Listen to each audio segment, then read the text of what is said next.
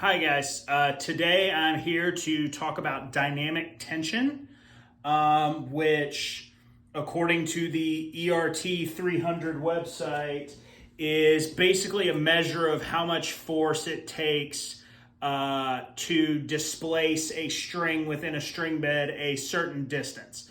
So it's essentially a measure of string bed stiffness. The way it's actually used within the industry is there's a correlation between string bed stiffness and the tension the machine pulls. So for some players, they have a desired DT that they play as professionals, and they'll request a tension at a tournament, get the racket back and measure it and see that it's not at the DT they want.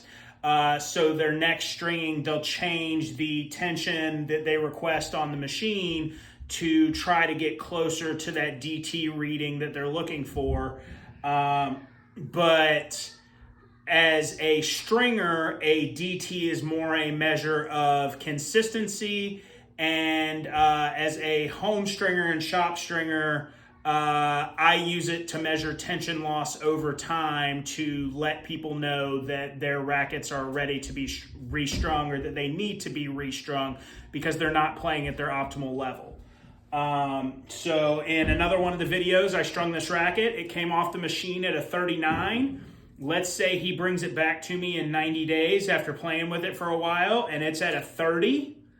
That means this racket's essentially lost 22, 23-ish% of its overall tension in the string bed. It's probably time to restring that racket. It's not playing as well at that point 90 days out as it is currently. So that is how I use DT myself in my personal stringing business, is when I have a client come to me with a racket and go, well, it's been a while, do you think I need to get it restrung? I'll take the DT machine and stick it on the racket and see the difference in what their fresh number was and what the current number is, and say, yeah, it's probably lost 10, 15, 20% of its tension. To get your best playability, it'd be a good idea to restring your racket. Having said that, I would like to kind of do an extended experiment. I've got a couple rackets here that, as you can tell, don't have grips on them. They're not rackets I play, they're just rackets I have. I got way too many, I've collected way too many rackets over the last few years. But what my plan is today to kind of track tension loss over time, even without playing with rackets, just if they were to just be sitting in a climate controlled area, is I'm going to string these rackets.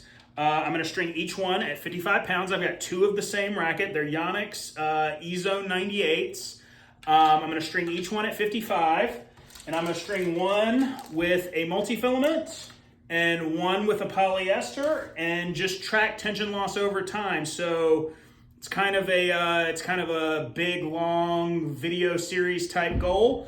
But for right now, I'll measure them when they come off the machine. I'll measure them an hour after that. I'll measure them tomorrow, in a week, in a couple weeks, in a month, and on down the line. And ultimately, if I can go a year of remembering to measure them and a year of not playing with them, then we'll get a year's worth of measurements to kind of see how they lose tension just sitting, not even being played.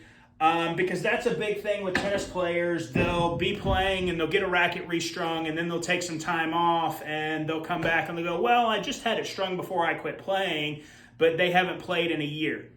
The racket loses tension just sitting in your bag from the time it's strung until the time the strings are cutting out. It's losing tension until it kind of finds a floor, because it's obviously the strings aren't just going to like fall out of the racket, but they do kind of find a floor and settle at. And typically that's not your optimal playing range or your playing tension. So let's get these strung up, get some measurements on them today, and I'll get some measurements on them again later this evening and tomorrow, and we'll see where we stand in the first, right off the machine, first hour and first day from getting these strung up. All right, first racket's strung. This is a multi-filament at 55 pounds. Let's get the DT on this one to see what we got as our starting DT freshly off the machine. It is a 42 DT for the 16 gauge multi-filament. And also to ensure accuracy, I've taken a Sharpie and I've made a mark on the string. So that'll be where the top little clip on the DT reader goes every time, just to make sure we're completely the same and consistent all the way through this little experiment here. And now it's time to get the second racket strung up with the polyester at 55 pounds to check the initial DT on it. All right, second racket is finished. Polyester at 55 pounds. Getting the DT on it straight off the machine. It is a 39. So lower DT on the polyester than the multi-filament right out of the gate. And that is one of the differentiating factors in what can affect DT is head size and the actual characteristics of the string. So it's not unexpected that the two DTs would be different, but we had, if I remember correctly, a 42 and then a 39 straight off the machine. I'll come back in an hour and check these again and see what we've got in an hour. Here we are back an hour after stringing on both of these rackets. We're going to start with the multi-filament. As a reminder, right off the machine, it was a 42 DT. It's now about an hour later. Let's see what we come up with. Right off the machine, it was a 42. Now it's a 40. So in an hour, the first hour after stringing, it lost 2 points of dynamic tension. Now for the polyester, that off the machine was a 39. And an hour later, it is a 38. So it's lost 1 point of dynamic tension in an hour. And I say an hour for each. Really, the multi-filament racket's closer to probably 90 minutes because it was done first. And then the polyester's probably closer to an hour because it was the second one completed. So first racket with the multi-filament lost 2 DT points. The second racket with the polyester lost 1 in an hour. We will be back tomorrow to test them again to see what they lose in the first 24 hours after stringing. As a reminder, these rackets are not going to be played with. They are just sitting in the rack in a climate-controlled room, just losing tension as they do naturally just by virtue of being strung rackets. We're now 24 hours out from the original stringing of these rackets. Let's see, the multi-filament was strung first, so we'll measure it first. As a reminder, it was at 42 freshly off the machine. We are now 24 hours out, and it is at a 39 DT. For the polyester, if I remember correctly, it started at a 39 DT, and we are now 24 hours out on it as well. So after 1 day of sitting, we are at a 37 DT.